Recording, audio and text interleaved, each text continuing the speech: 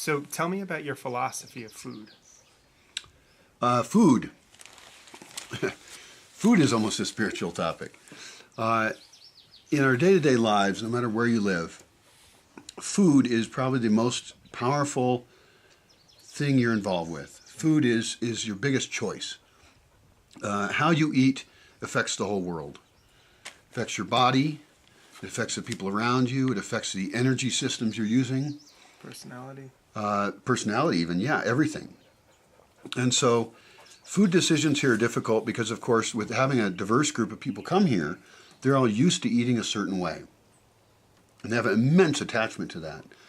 So what we have to do here is define what we eat and why. And I want to get into all the details on that. For example, I have a spreadsheet that has every ingredient we use here. And I want to consider every ingredient. Where do we get it from? Why do we eat it? Should we eat it? What's the effect of the supply chain and how it got here? Is there slave labor involved? Sometimes chocolate, coffee is made with slave labor, sugar. Maybe we shouldn't have those things, or maybe we need to investigate up the food chain and where it came from, up the supply chain. So doing that, we know we've got there. We are in Mexico, and a lot of people really want Mexican food. A lot of Mexican food is not at all healthy.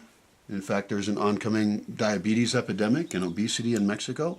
So how can we look at Mexican food and say, okay, we want Mexican food, how can we eat healthy versions of it? Mm-hmm. How can we have less meat? How can we have less oil? So we want to consider all the aspects of all these ingredients and how we use them. We want to consider, if something's in season or not, because we want to eat it when it's in season, and maybe we can preserve it for another time. We want to consider where that ingredient came from. Mm-hmm.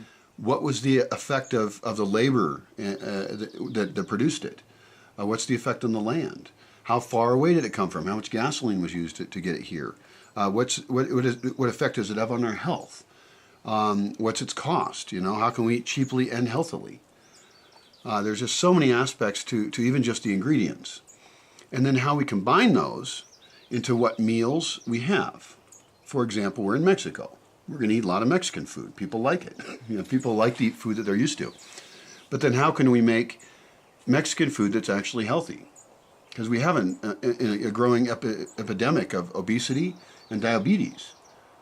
So by making the right choices, we can have food that people like, but is also healthy versions of it.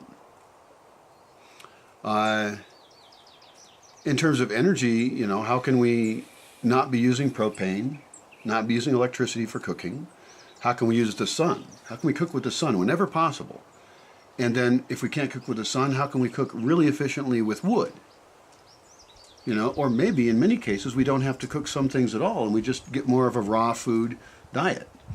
So the food philosophy here doesn't follow any one way of doing things. Mm-hmm. It's looking at all the factors and making decisions, very conscious decisions about how we eat.